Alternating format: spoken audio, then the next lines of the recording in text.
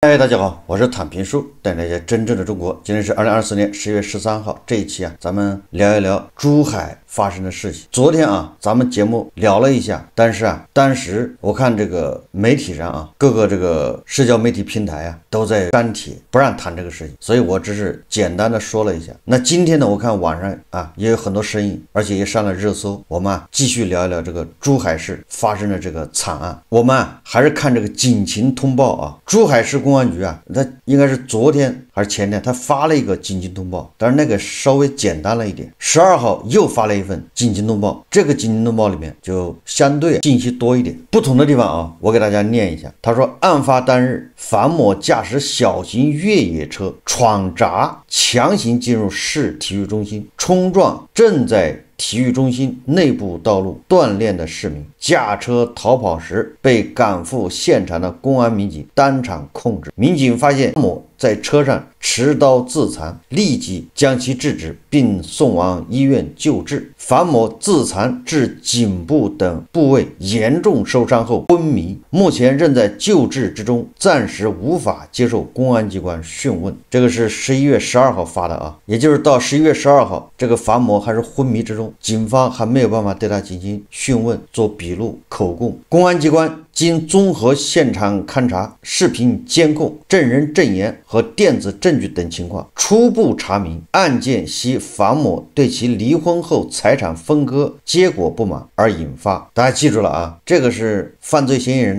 还在昏迷的情况下还不能开口，警方是根据证人证言、电子文档、电子证据、视频监控初步查明犯罪动机。这个犯罪动机或者是犯罪的原因，就是这个樊某对离婚后财产分割结果不满而引发。目前公安机关对樊某涉嫌以危害方法、危害公共安全罪立案侦查，并依法对樊某予以刑事拘留，案件侦办、伤员救治等善后工作正在进行中。珠海市公安局2024年11月12号这个警情通报还说了，截止到11月12号这个犯罪嫌疑人驾车冲撞锻炼市民的重大恶性案件致35人经抢救无效死亡，43人受伤住院治疗，暂无生命危险。那个警情通报的意思是，这35位死亡的人士都是经过抢救无效死亡，或者你换种理解，就都在医院死的，那就没有当场死亡。这个是警情通报说的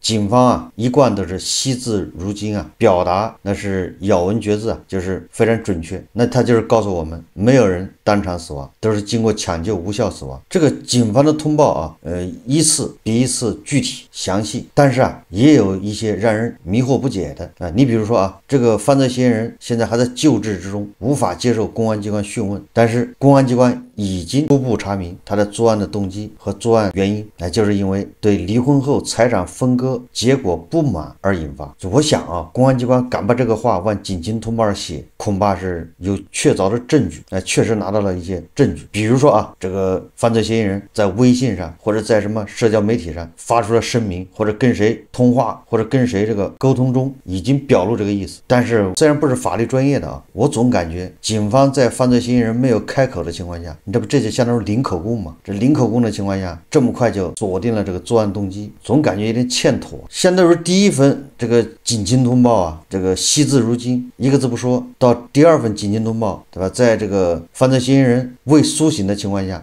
就直接初步查明了这个原因。我总感觉就是一个是过左，一个是过右，对吧？一个是用力过猛这是我作为一个非专业人士我认为这个警方把它写在这个蓝底白字的这个警情通报上还是欠妥网上正好在流传这个法院的判决书还有病历，但是我都没看因为为什么呢？因为这些网传的东西真真假假我没办法分得清，我不会对一个搞不清来历的东西来进行分析。那你得先搞清楚它是真假。你网传的那个犯罪嫌疑人似乎这个离婚，然后又是赌徒，又是财产分割不满意，又是戴绿帽子等等各种流言、各种信息泛滥。这个仁者见仁，智者见智。最终只要有关方面警方愿意查明的话，这个作案动机、作案原因，那肯定是能水落石出。就是这个因为不难查明，所以具体的这个犯罪嫌疑人到底为什么这么干，最好的办法对吧？应该有媒体对吧？正规的媒体调查记者多方走访调查，去详细的披露这个事情，深挖它的根源和动机啊。我再来谈一谈我对这个重大恶性案件的一个看法。鉴于当前这个环境所限制谈的问题点到为止就是大家知道就行。首先第一个我认为这种事情现在给人感觉是越来越频繁，它原因之一就是在过去我们处理这样的事情的时候，都是用的是赌而不是输，用的是捂盖子，就是公众需要这个知情权，对吧？想知道到底发生了什么，什么原因导致的。但是呢，地方政府或者是有关部门担心这个事情会扩大，造成不良影响、负面影响，所以采取的就是惜字如金就是不让发散、不让扩散、不让发酵。大家还记得吧？从东航失事，对吧？到这个苏州，到深圳，到北京海淀，到山东这个学校门口，对吧？这些很多事情，包括什么吉林发生的对几个美国人，最后都是不了了之，淡化处理，公众没有办法了解其中的具体情况，导致这个谣言满天飞这个有关部门和地方政府担心，对吧？这个是可以理解，但实际上在这个叫自媒体时代，你越误，那谣言越多。它不像过去那个传统媒体时代、纸媒时代，你谣言是靠口口相传，那个传播速度非常慢。你现在的小道消息、谣言，对吧？只要在网上一发，全网都知道了。所以最好的办法是你第一时间公开真相，对吧？允许这些调查记者、这些媒体、喉舌，哪怕是央视，对吧？进去调查，在法律的允许范围内对吧？在这个不影响办案的情况下去深挖，还民众知情权。我举个例子就是2年前那个徐州的铁链女事件，那个小花梅这个事情当时因为是春节期间，这个事情在网上爆出来之后各路媒体记者，对吧？还有新闻调查的都前往这个云南贵州、江苏到处去刨根问底，网上也热烈的讨论，对吧？各种质疑，也有各种谣言，真真假假，假假真真。但是这个讨论的气氛是非常热烈，而且观点也很鲜明，对吧？有人是支持那个铁链男姓董的，也不能叫支持吧，叫同情理解，虽然也主张对他绳之以法，但是也考虑到当时的社会背景和环境和实际情况，对吧？有人说这判得轻了，对吧？有人说那个小花梅是四川一个什么军人家属等等，不知道大家还有没有印象？这么大的讨论之后，虽然给地方政府给有关部门带来了很大的这个麻烦，但是最终它没有什么危害它只会在老百姓心中就网民心中加强印象，就大家都会痛恨这种拐卖妇女、拐卖儿童这个恐怕是不管你是什么观点，这个形成共识，那无非就是对处理，对吧？有人要觉得考虑实际情况，对吧？有人说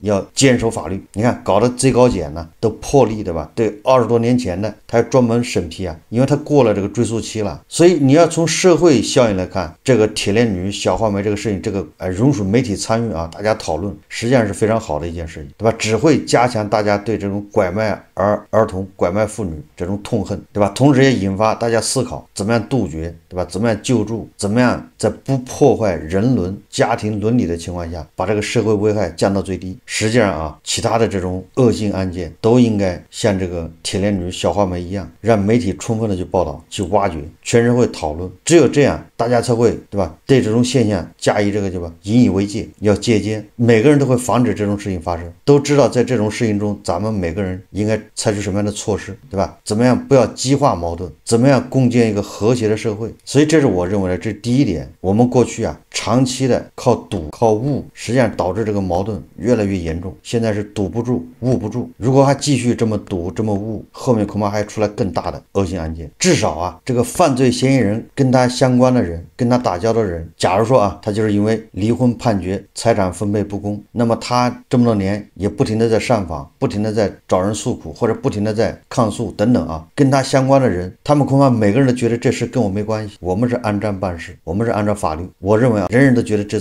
跟自己没关系，这个实际上都是一种缺乏这种全社会参与的这种讨论的。如果这样的案件，你比如说东航那个飞行员的事情，如果真的披露清楚了，大家都讨论完之后，每个人都觉得这个你那搞非法集资的，对吧？你那些欠人钱的，你不能当老赖当的心安理得，对吧？那些法院的搞执行的，对吧？你也得为这些债权人要着想一下，对吧？每个人都那么麻木，最后导致这个人就走上绝路。如果每个人都稍微积极一点，对吧？给一点温暖，那这个人恐怕就走不上绝路。那怎么样让这些人都意识到这跟我有关系，我们要积极一点，那就是靠媒体报道，充分的这个分析剖析这个原因。媒体对吧，喉舌调查记者不参与，这个事情真相不清楚，就会被别有用心的人呢加以利用，这些谣言一出来反而起了坏作用啊。这是第一个啊，我觉得这么多年啊，这积累下来的这种处理这种问题的思路和方式有问题，不能靠赌，不能靠误，对吧？应该充分的去让社会啊，让大众充分参与讨论，这样才能避免，对吧？这样才能从根源上解决啊，从源头制止。你不讨论，大家都不知道源头在哪，不知道源头在哪怎么制止，对吧？具体到这个犯罪嫌疑人他到底什么原因，这个不在本期讨论。刚才说了，因为没有可信的材料，所以我们还是泛泛的谈一下，就是说这个事情呢，还是要公开透明，对吧？还是要充分的去挖掘他的事情的成因，他的这个心路历程，他的这个思想动机。第二个什么呢？我觉得第二个就跟这个夹头这样的人呢，也是必然的联系。这个有很多人不理解啊，正因为夹头这样的人，一批夹头这样的人啊，在互联网上横行霸道，肆无忌惮，加上平台的加持，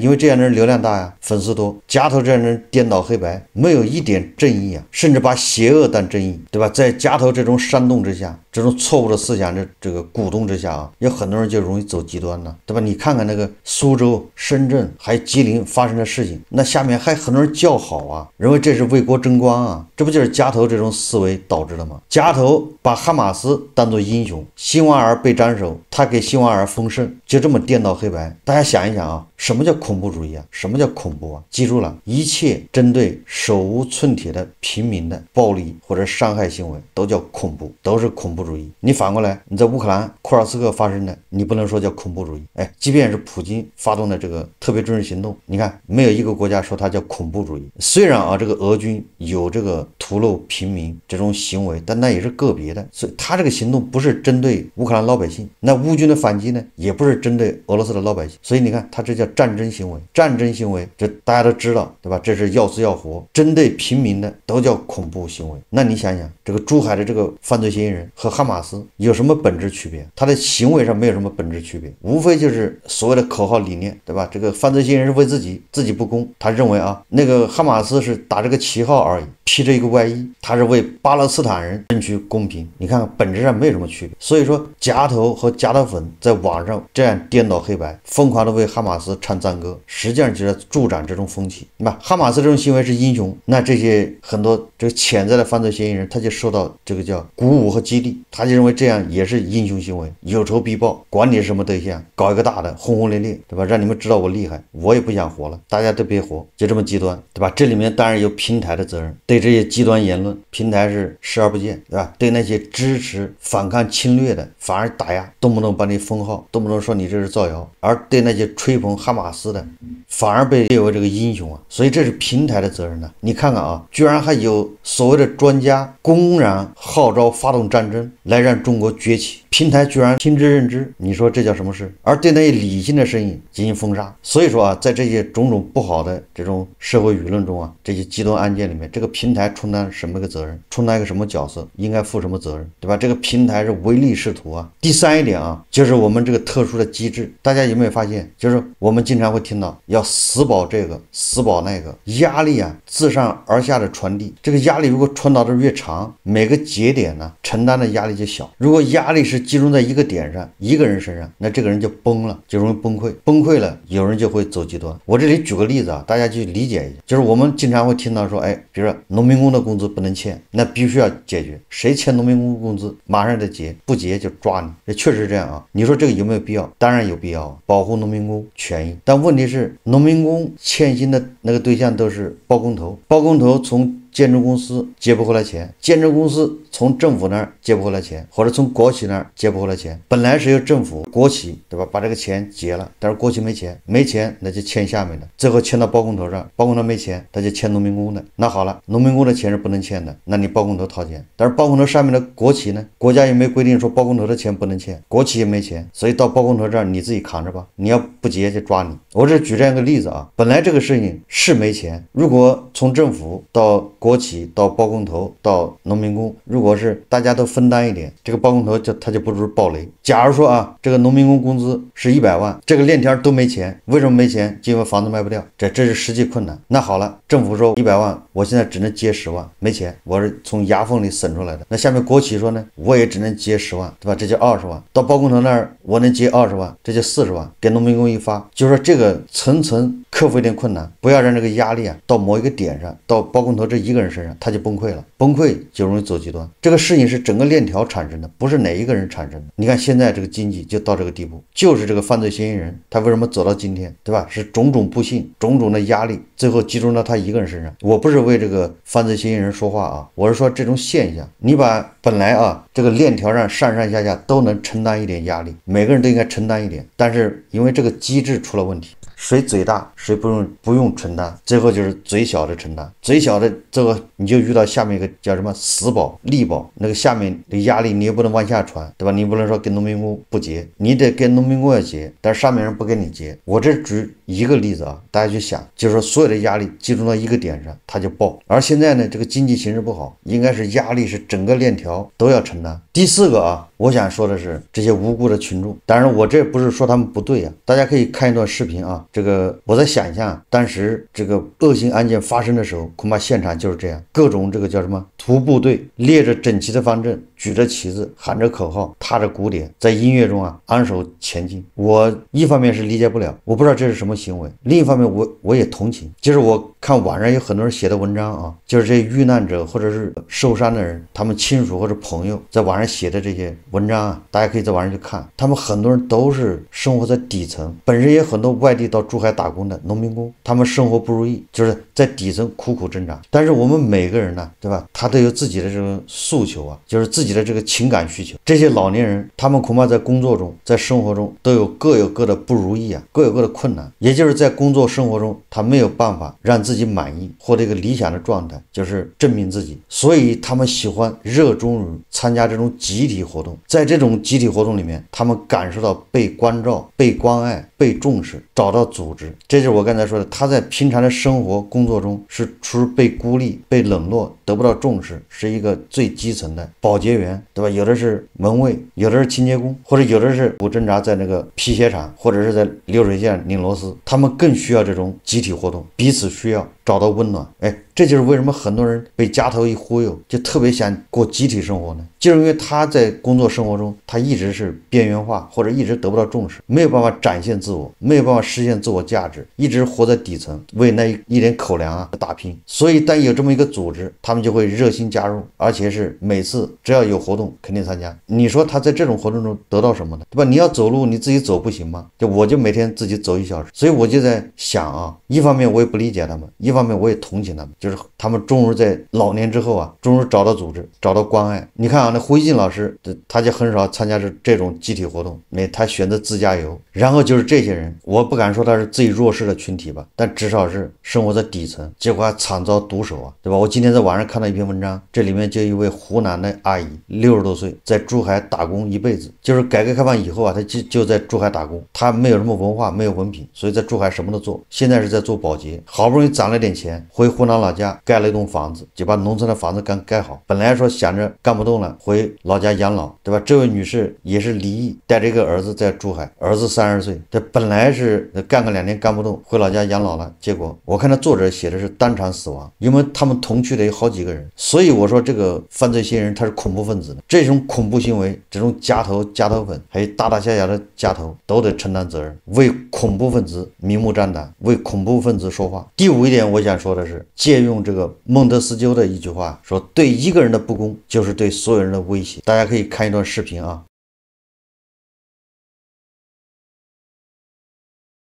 面对不公的时候，每个人都沉默，都觉得这个事情跟我没有关系，最终就是对所有人的威胁，所有人都要面对这种不公。所以我们要发出微弱的声音呢，哪怕这个声音很微弱，那都是一个态度。这种不公平啊，它会蔓延，它会形成示范，它必然会破坏公平正义，最终啊还是要动摇社会的秩序根基，结果就是每个人都会是受害者。有很多人问我跟家头是不是有什么仇，我跟家头没有任何私仇，如果家头不反，以后像这种事情还会越来越多，因为网民的智商本来就只有8到15岁，再加上家头这么一忽悠，这种极端的事情会越来越多。好，这期节目我们就聊到这里，感谢大家收看。如果喜欢我的节目，欢迎订阅转发，也可以在下方留言评论，谢谢大家。